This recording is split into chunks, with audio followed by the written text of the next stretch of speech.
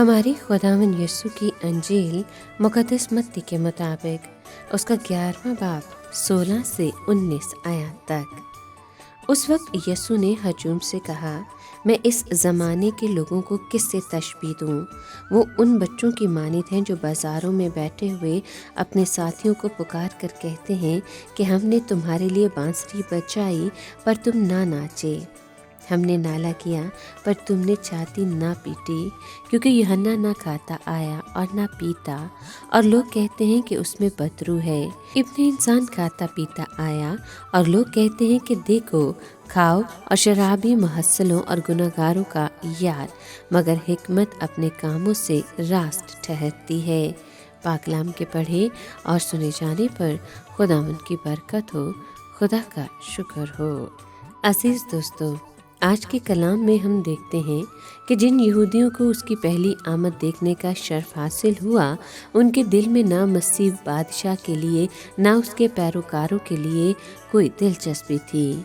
उनके लिए ये दोनों ही एक मौमा थे। यीशु ने उनको ऐसे ज़ूद और रंज लड़कों के मुशाबा ठहराया जो बाज़ारों में बैठे हुए होते हैं और सुलहजुई की किसी किस्म की बात से राज़ी नहीं होते। अगर उनके दोस्त कहें कि हम बांसुरी बजाते हैं और तुम नाचो तो वो नहीं मानते, और अगर दोस्त कहते हैं कि हम मातम करने का खेल खेलते हैं तो वो उनके साथ मातम करने से भी इनकार करते हैं। यूहन्ना एक नफ्स कुश और रियासत करने वाला शख्स था। यहूदियों ने उस पर इल्ज़ाम लगाया कि इसमें बदरू है।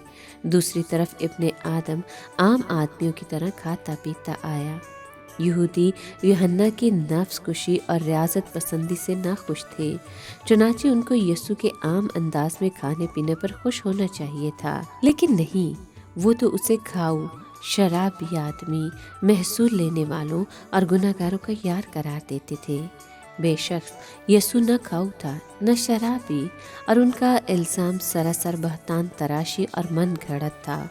अलबत्ता ये बात बिल्कुल दुरुस्त है कि वो महसूल लेने वालों और गुनहगारों का यार है, मगर इस महफूम में नहीं जिसमें यहूदी कहते थे वो गुनहगारों का यार बना ताकि उन्हें उनके गुनाहों से बचा ले, मगर ना तो वो कभी उनके गुनाहों में शरीक हुआ और ना उन्हें अच्छा करार दिया, मगर हिकमत अपने कामों से रास्त साबित हुई। बेशक खुदावंद यीशु मुजस्सम में हिकमत है।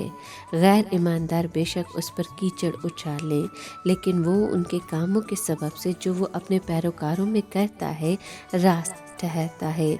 खा यहूदी उसे मसीह मौद बादशाह तस्लीम करने से इनकार करे, लेकिन उसके मौजज़े और उसके जानिसार शागिर्दों का रूहानी इनकलाब उसके दावों की पूरी पूरी तस्दीक करता है।